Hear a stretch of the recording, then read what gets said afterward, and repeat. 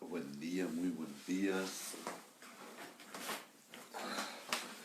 ¿Cómo están? ¿Cómo les va? Veremos quiénes están ahí, cómo andan, cómo les va, buen día, buen día. ¿Ah? ¿Quién está por allí? ¿Cómo andan? María Inés, me parece que ya está. ¿Quién más está? ¿Cómo les va? Muy buen día, muy buen día. Arriba, arriba. Hay que gritar así tipo...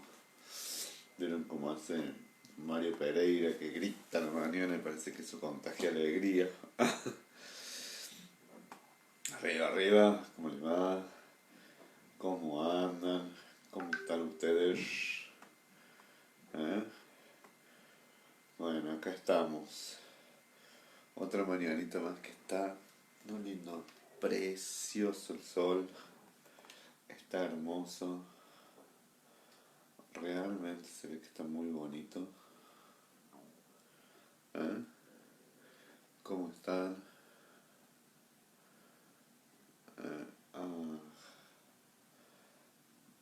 Aquí estamos. Bueno.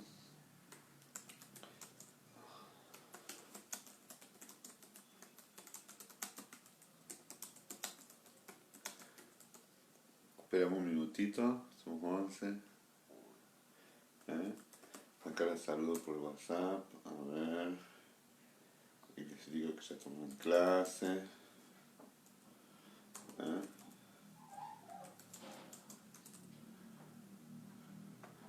Buen día, buen día. Bueno. Aquí estamos. Bueno.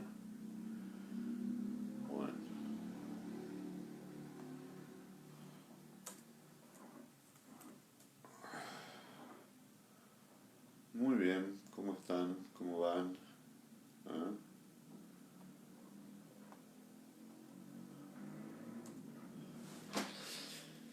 Bueno, vamos a darle unas últimas vueltitas a Río Místico. Habrán visto que es una película dura, pero me parece que es muy buena. Acá nos estamos viendo. Acá las veo. Entonces yo veo un poquito acá, que es esta cámara, y otro poquito acá abajo, que es la de la computadora. Así veo los comentarios, los saluditos, y nos conectamos. Así que vamos con Río Místico una vez más.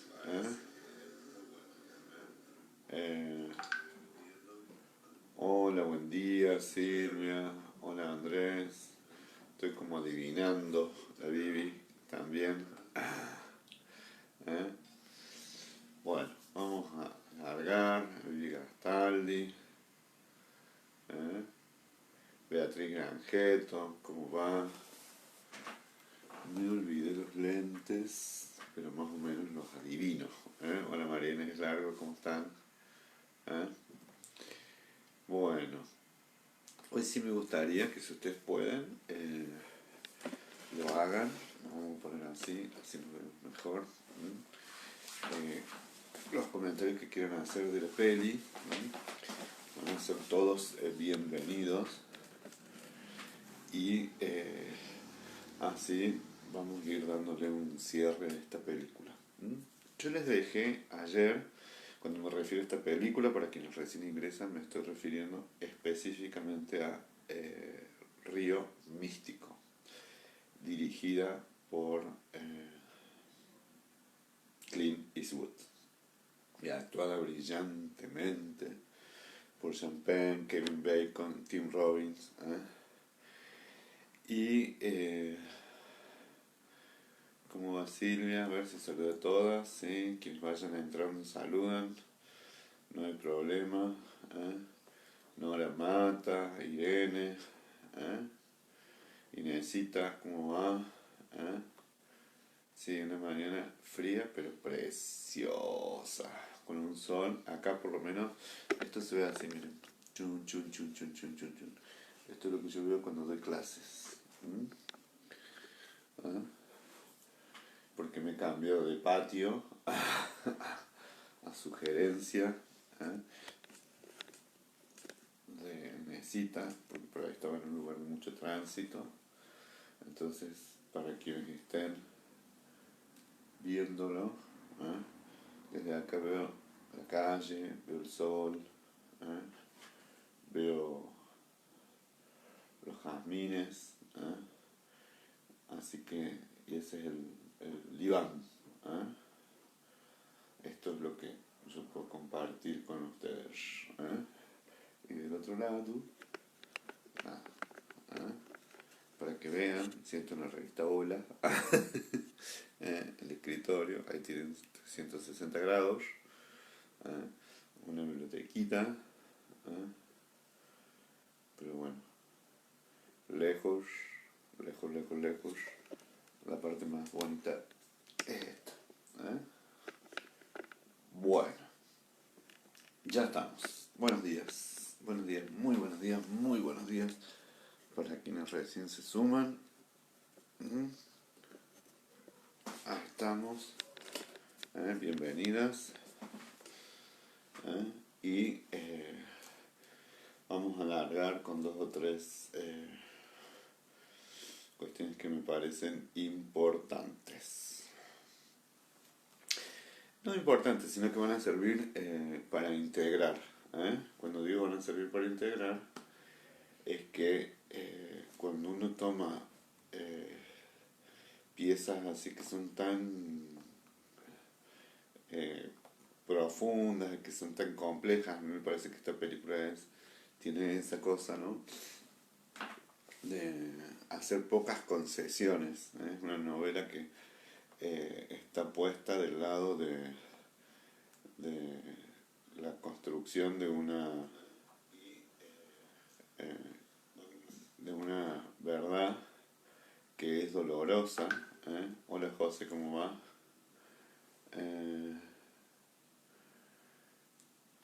Les decía que esas concesiones por ahí las hacen las películas cuando están en la ficción y como que todo termina bien, ¿no? Esta es una tragedia, o sea, nos guste o no, es de las tragedias tipo Match Point, es de las tragedias donde se nos pone a todos, ¿no? O se nos recuerda a todos algo que, el título de un libro que es muy bonito, que es la fragilidad del bien, ¿no? Entonces, el bien es un bien, valga la redundancia, ¿no? Que hay que cuidar porque en principio es frágil. Y cuando digo que en principio es frágil, es porque puede ser quebrantado, como son quebrantadas las infancias cuando se las vulneran, ¿no? Y en esa dirección es por donde decide ir Mr. Clint Eastwood. ¿Qué quiere decir esto?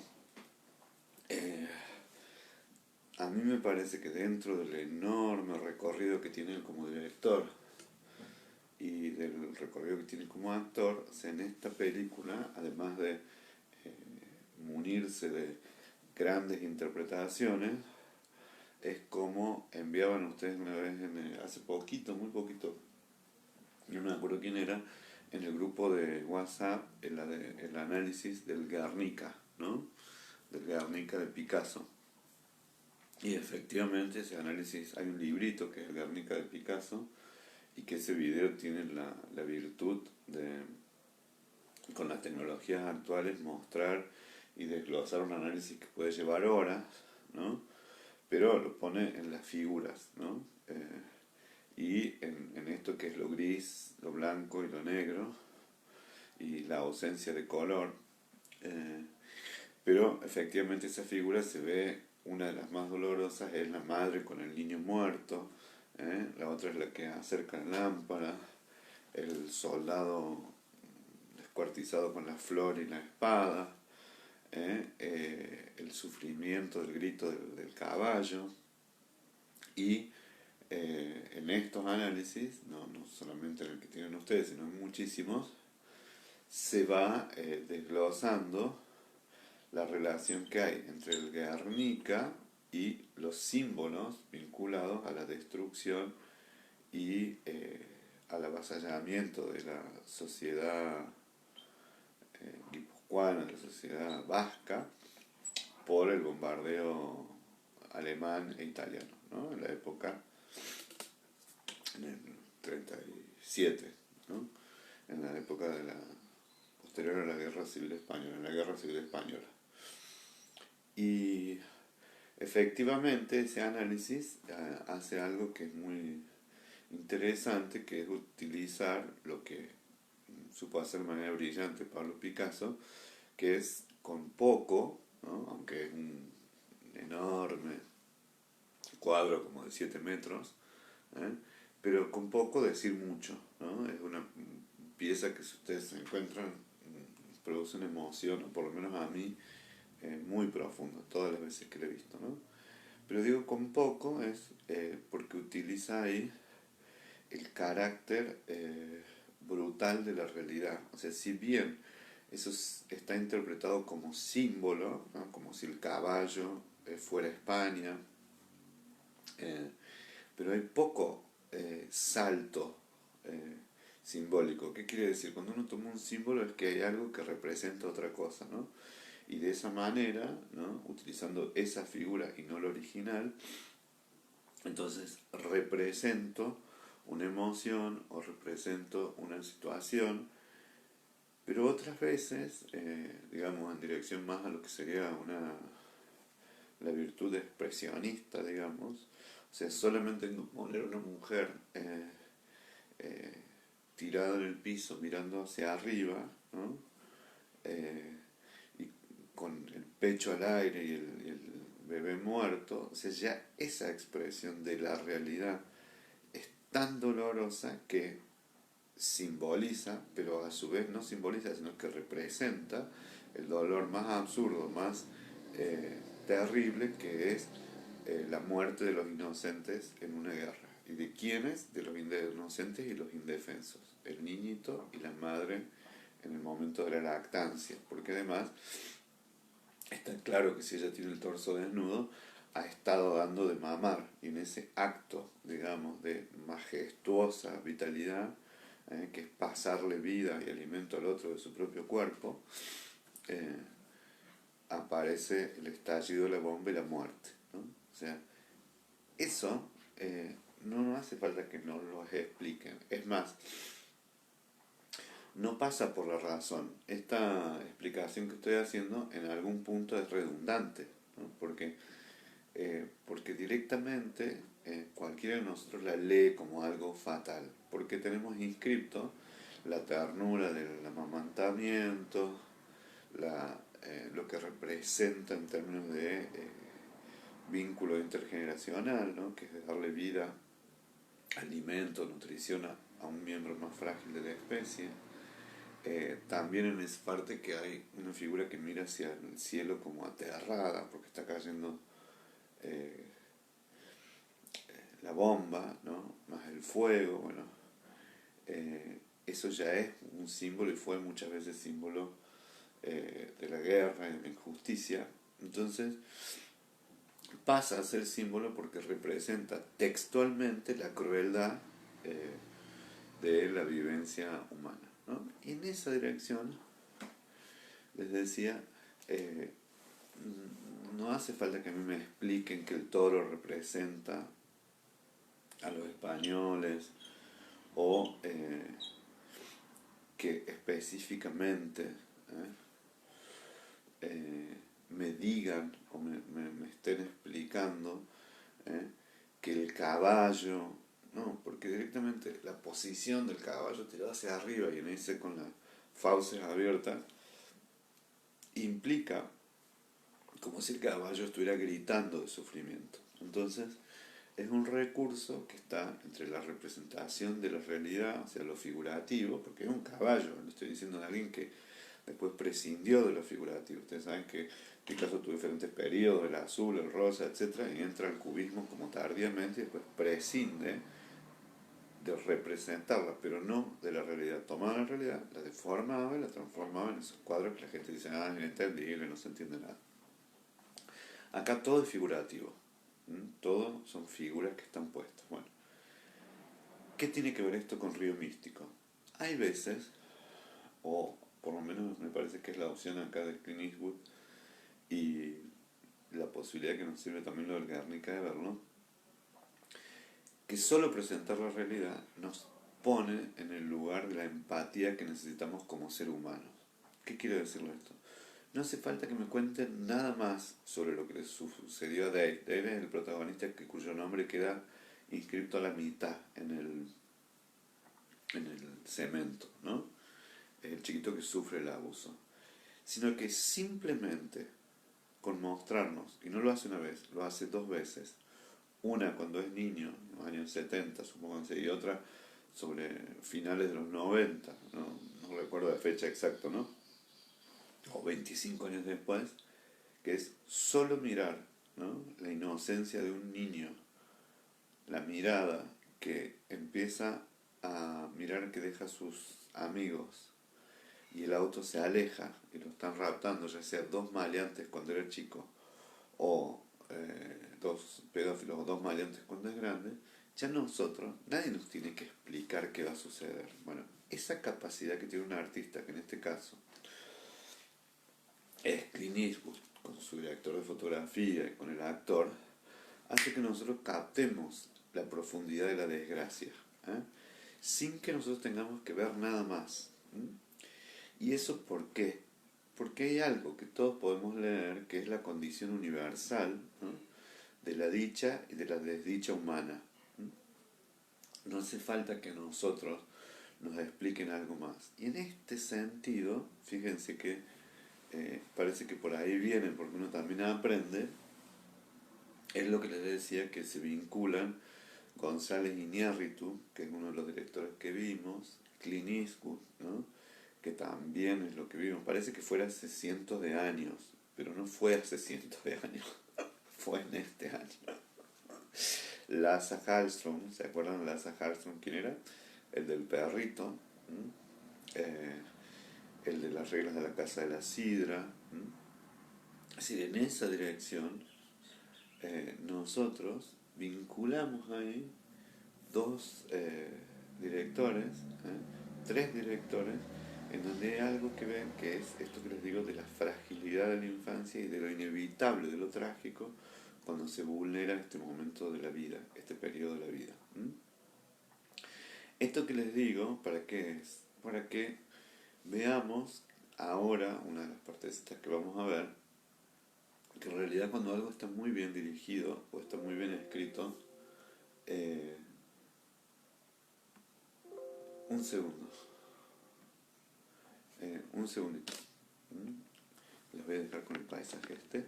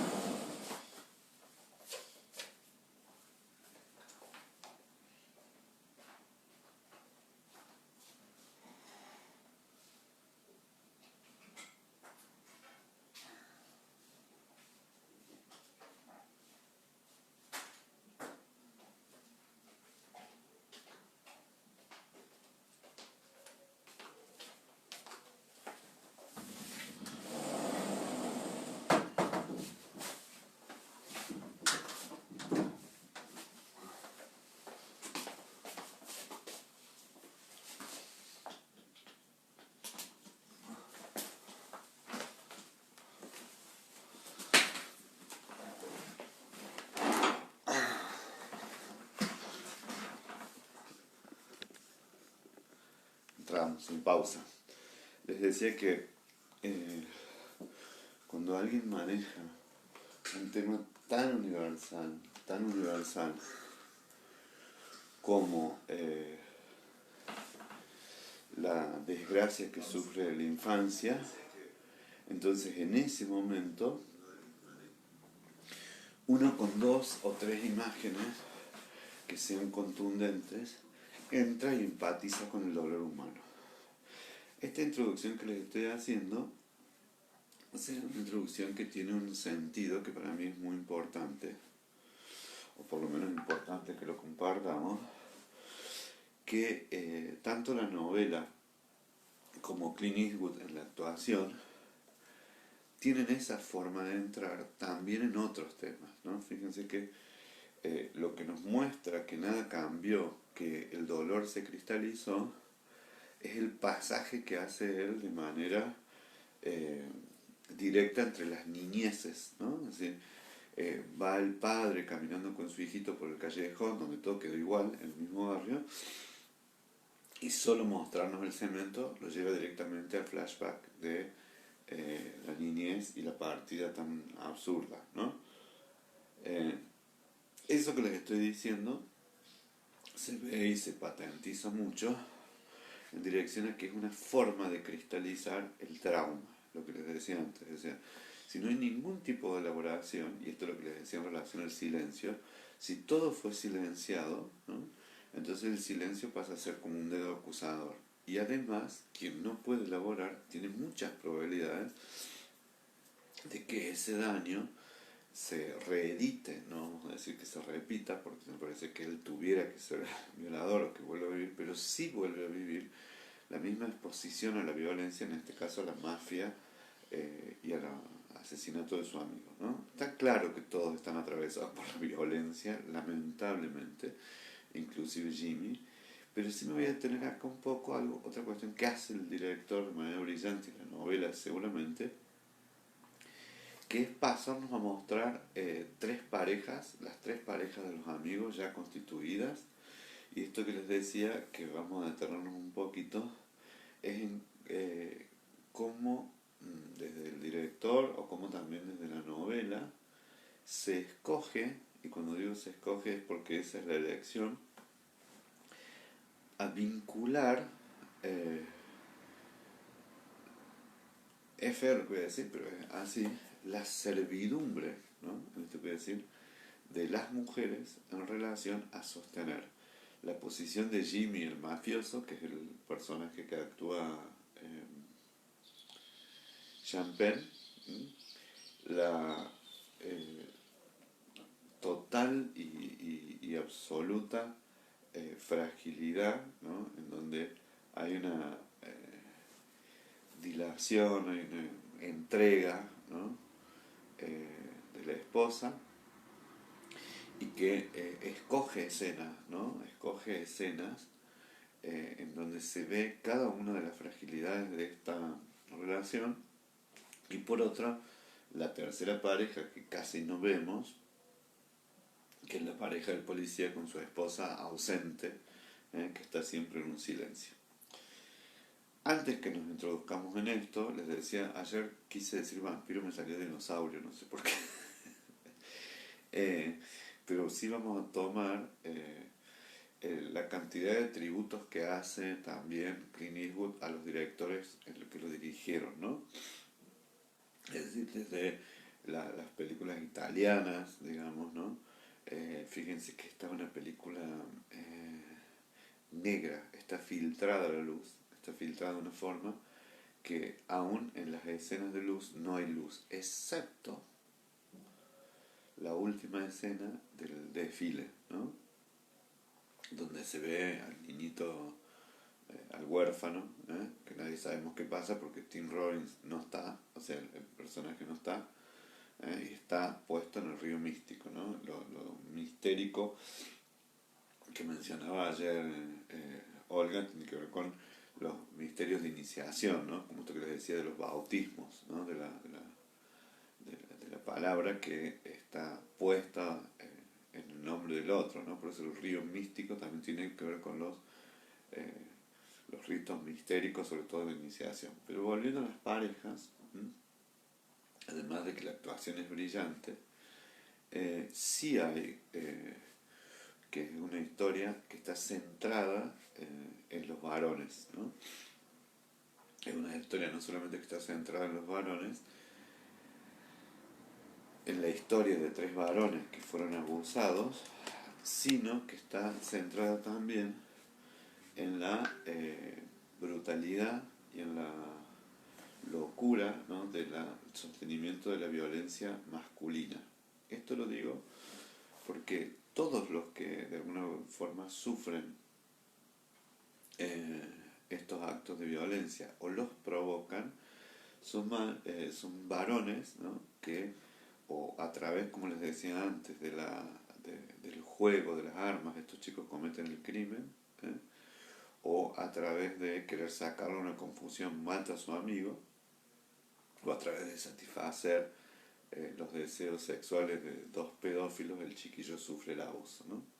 Entonces acá sí hay que, les decía que a mí me sorprendía cuánto río místico o cómo funcionan siempre las tragedias en términos de pirámides, ¿no?, de tres caras, ¿no?, pirámides triangulares. Cómo funcionan al estilo Sófocles, ¿no? Lo vimos en Woody Allen, lo vimos en González Iñárritu, ¿no?, esto de vincular tres personajes al más clásico estilo de Edipo, digamos, y de poner siempre en escena dos cosas, ¿no? La violencia y el sufrimiento de los inocentes, y a su vez, hacia arriba, en la superficie, mostrar siempre la articulación o cómo funciona esto en la vida de una pareja, ¿no? Este recurso es, en términos relacionales, tan antiguo y tan fuerte, tan antiguo y tan fuerte, que, como les digo, lo usaba Sófocles, lo usó Shakespeare, lo usan los grandes dramaturgos, en donde no hace falta que a mí me expliquen mucho más, sino que cuando meto, ¿no?, la cámara en este caso, o la dirección, o la cuarta pared, lo que ustedes quieran, y me miro un poquitito, ¿no?, en la intimidad de una pareja, voy a descubrir el mundo que está protegiéndose y el mundo que está destruyéndose, ¿no? En esa dirección, la pareja más interesante de mirar, no sé si es la más interesante, la que es como nodal, es por supuesto la de la víctima, ¿no?, la de Adam, ¿no?, que se ve que para que él termine de ser para que él termine de ser una víctima, y hay que asociarlo a la mujer que tiene, ¿no?, en donde acá, si hay algo que nosotros asociamos a las parejas, es que la intimidad se basa en la confianza, y a su vez la intimidad construye confianza, ¿no? Confianza en el otro, y además ese vínculo se establece porque hay algo compartido, ¿no? Cuando digo ese algo que es compartido, en este caso lo que van a compartir es ni más ni menos que algo parecido a las complicidades. ¿Qué quiere decir esto? Es decir, las parejas tienen conversaciones, conversaciones que en todos los casos tienen que ver con la consolidación de la intimidad, ¿no? O hablar de los hijos, o hablar del desarrollo laboral, o de las crisis económicas. Es decir, si no hay en ellos, no sé por qué se ve así, si no hay en ellos una... algo con el foco acá. Si no hay en ellos una construcción de la intimidad, si no hay en ellos una construcción del vínculo a través de un tema que los nuclee, ese espacio se va llenando de otros, ¿no? Y esos otros van destruyendo la intimidad de una pareja. En ese sentido, la verdad que ahí, sí,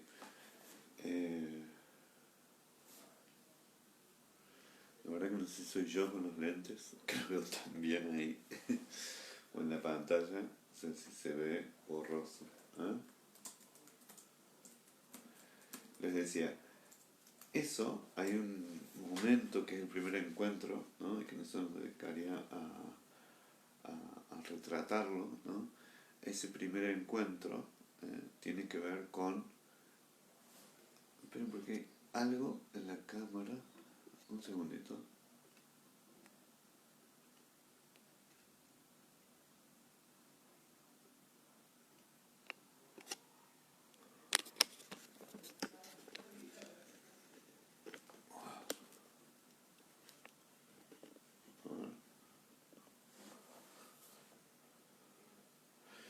Bueno, les decía,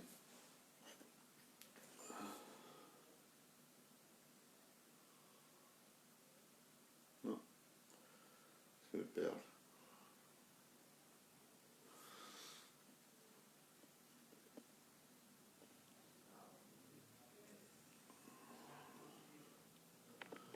Bueno, voy a llamar a mi asistente. Bueno, les decía, hay una cuestión que es básica en la construcción de esto, que es que la pareja genera su intimidad, ¿m? Genera su intimidad a partir de eso que comparte, ¿no? Y la fragilidad absoluta de él está puesta en una primera escena donde lo que se patentiza es la gran desconfianza que tiene la mujer, ¿no? Si lo ven ensangrentado, aparece él y inmediatamente está pendiente de todo lo que va a aparecer en los diarios, de todo lo que aparece en una ciudad, y entonces la contingencia del crimen de la hija de su prima, porque son primas, hace que el primer vínculo que está destruido, el primer vínculo que lo acusa es el de la mujer, ¿no? Y en esto, efectivamente, es lo que lacera muchos vínculos de pareja, ¿no? Cuando diría lacera, o de alguna manera, no solamente lacera, sino que también expone que si el vínculo tiene poca confianza, nuestro primer enemigo es la pareja, ¿no? Cuando digo esto no es una novedad, pero sí, sobre todo por la conversación les decía que tienen en un momento donde él dice, y ya se lo ve que está como enajenado, que ha quedado como un vampiro, ¿no? Esa figura que utiliza él, que de la vampirización, bueno, es la mejor forma de representar lo que produce el abuso, ¿no? Y cuando digo la mejor forma de representar lo que produce el abuso es que efectivamente al niño, al sujeto que es, le ha consumido toda la energía, ¿eh? Toda la energía, pero además todo lo de vitalidad, ¿no? Y se encuentra como un sujeto que está quieto, que está como muerto en vida, como un zombie, como un vampiro, y no hay nada del vínculo de pareja, ya lo vamos a contrastar con la otra pareja, que lo lleve hacia producir un acto de vitalidad, ¿no? Que lo lleve hacia producir algo de reconocimiento del propio dolor, ¿no? Porque efectivamente, y acá vuelvo, se ve muy bien, todos ven muy bien, porque en este punto, lo que les decía, lo que aparece es que no hay una continencia del vínculo matrimonial en relación al otro, ¿no? La otra pareja, ya nos vamos a detener, parecen más bien Lady Macbeth, con Macbeth, sí, Lady Macbeth, ¿no? En donde efectivamente esa intimidad está vaciada de amor, de ternura y de sensualidad, ¿no? No así la pareja de Sean Penn, ¿no? Es decir, que efectivamente el coronamiento del crimen es un acto sexual, un momento de intimidad que la pareja se da a sí misma después de que él se ha consagrado como el capo de la mafia habiendo matado a su amigo, ¿no? Pero y ahí vamos a ir a las palabras de ella, ¿no?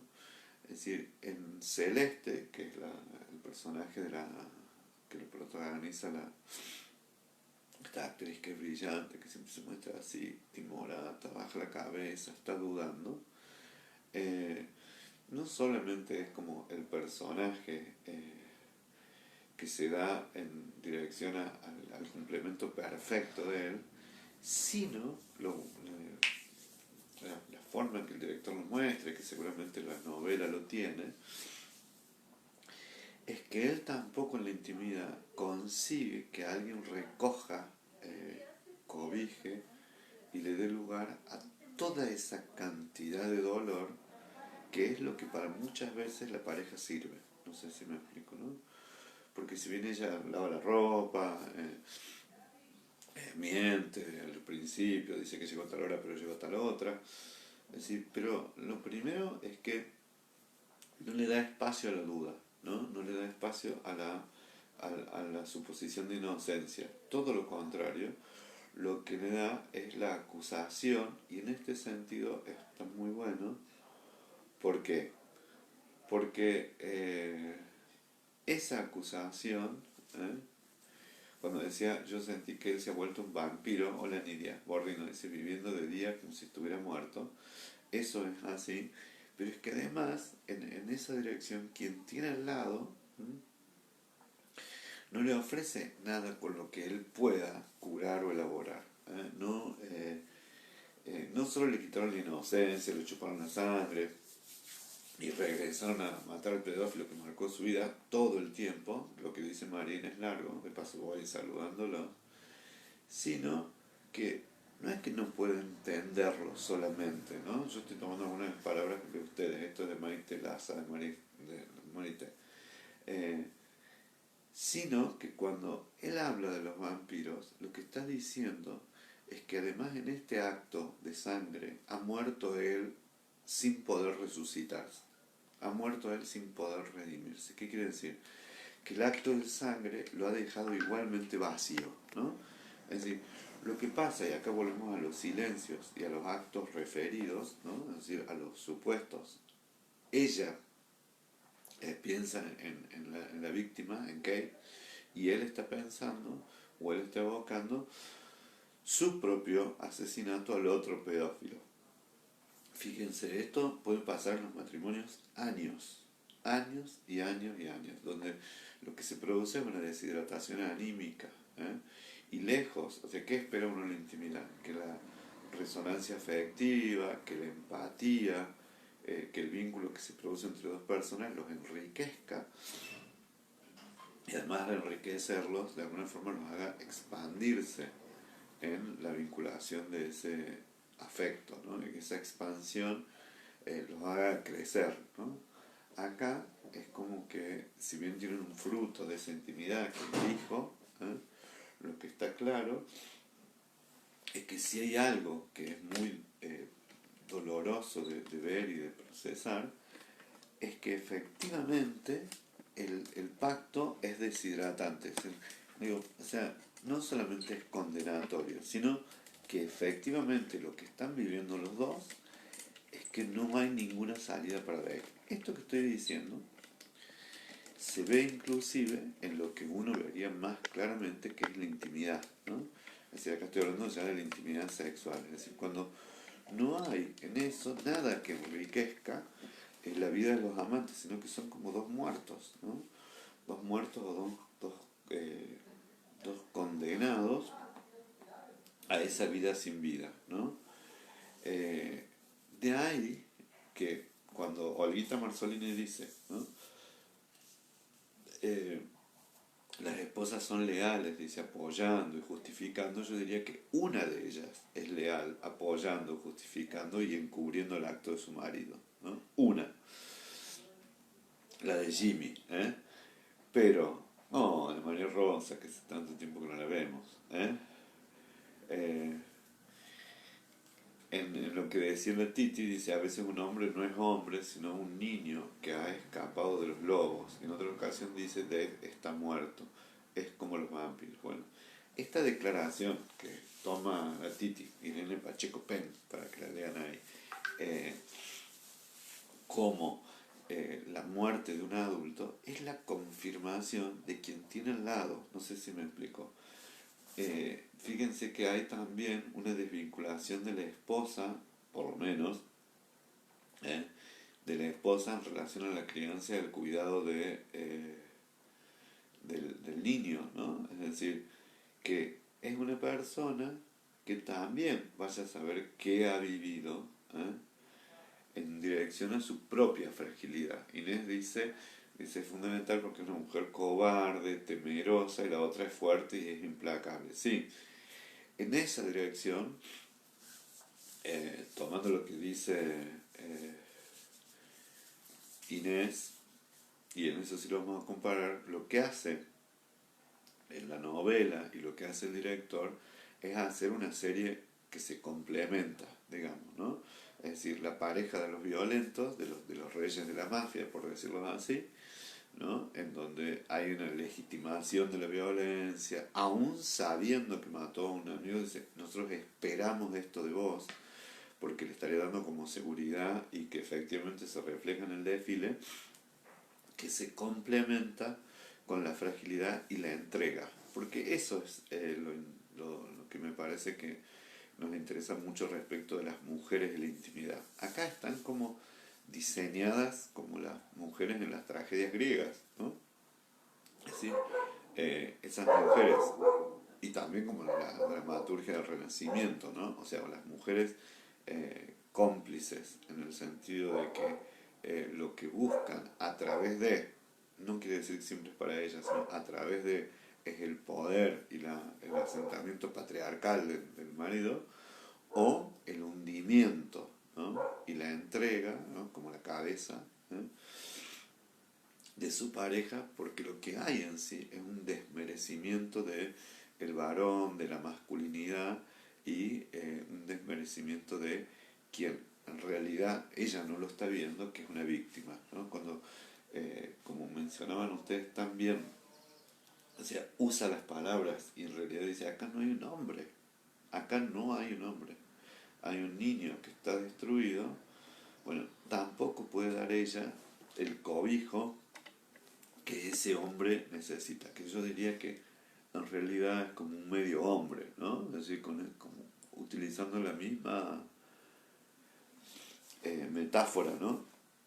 De los vampiros, en esto diría que, ¿qué es? Que no están en la noche ni están en el día, que en el día, como efectivamente ustedes mencionaban, lo único que hace es sufrir, y que en la noche es padecer, pero que además, y eso sí me parece, que se cristaliza lo que representa a las parejas más infelices, ¿no?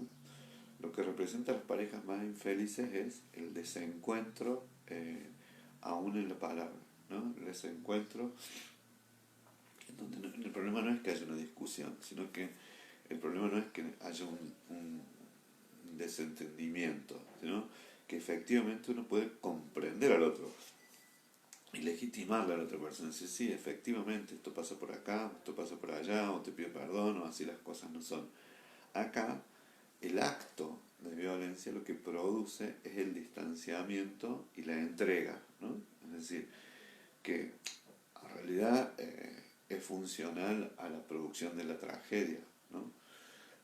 Pero ser funcional a la producción de la tragedia es que esa señora, ¿eh? es quien en realidad, nos gusta o no nos gusta, precipita toda la desgracia, ¿no? Entonces, obviamente que quien comete el acto del crimen es Jimmy, el amigo, digamos.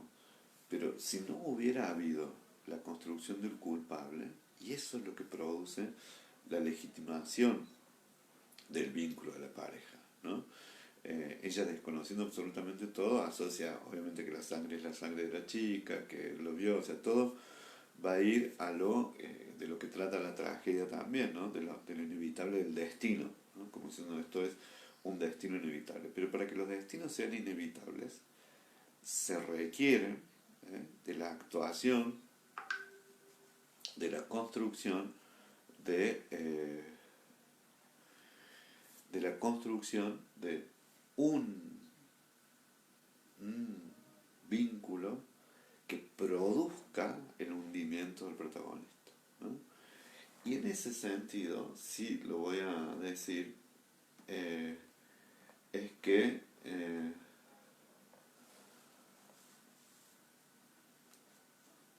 en ese punto, y ahí lo voy a darme un segundito, que en ese punto las parejas pueden ser una promesa, pueden ser una construcción de ayudar a procesar lo doloroso. ¿Eh? ¿Esto qué quiere decir? Que efectivamente ese acto de establecer un vínculo amoroso puede ser reparador. De hecho, muchos de los vínculos de intimidad tienden a reelaborar o permiten que se pueda reconstruir algunas de las desdichas de la infancia. ¿Tienen un límite? Y bueno, la película nos muestra que desgraciadamente sí, ¿no?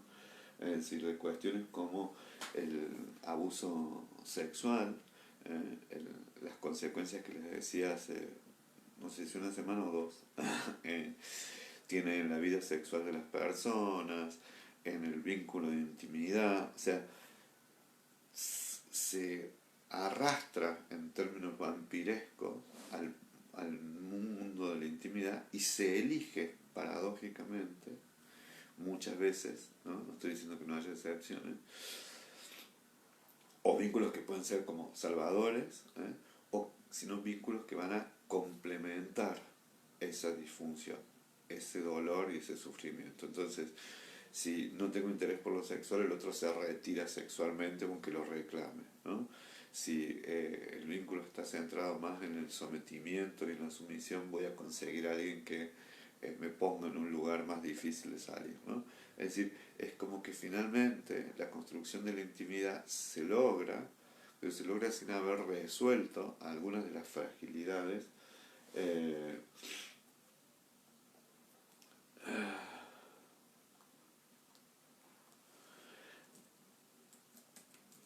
y eso sí es algo que es importante decirlo, ¿no? Por otro lado, en la otra dirección, en el otro punto, eh, sí hay algo que es importante, que también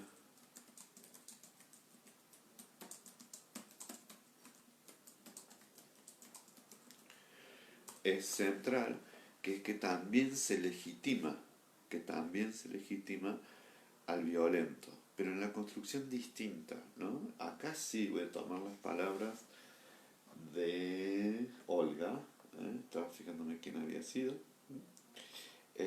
y que son las dos expresiones en el desfile, ¿no? Eh, que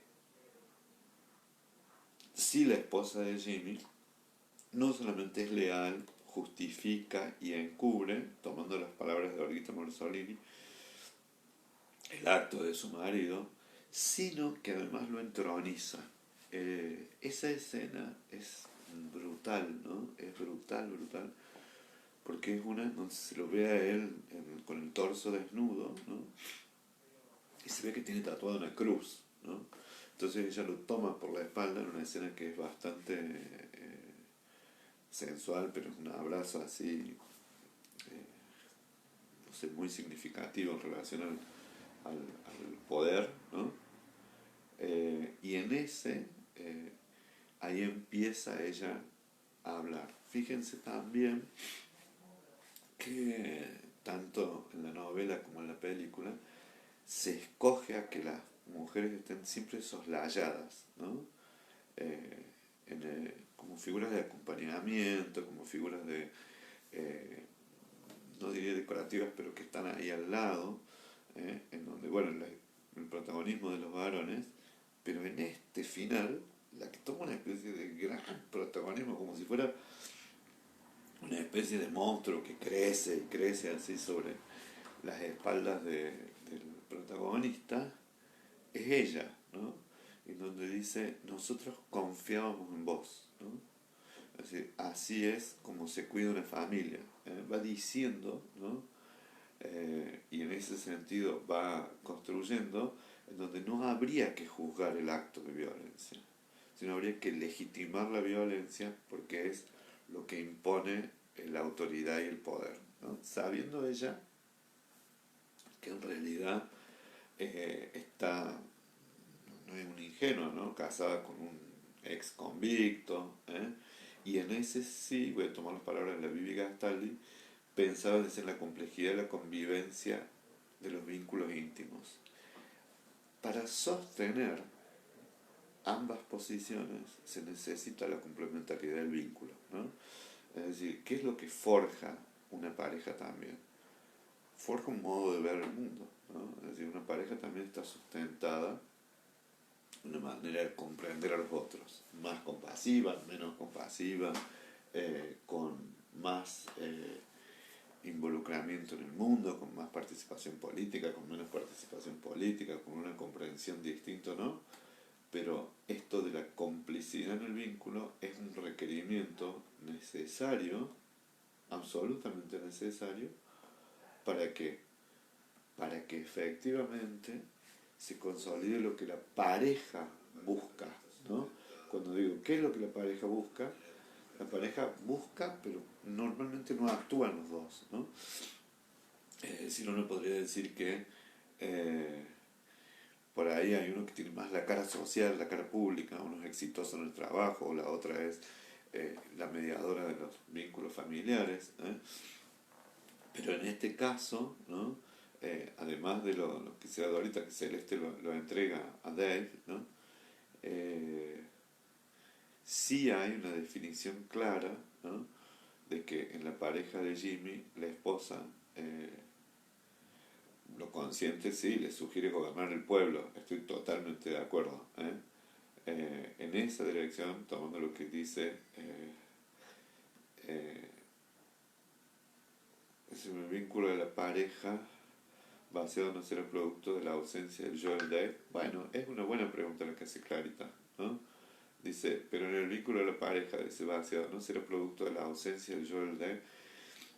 Es muy difícil decir qué es producto de Clara, ¿no? Pero sí es muy probable que en ese sentido el lugar que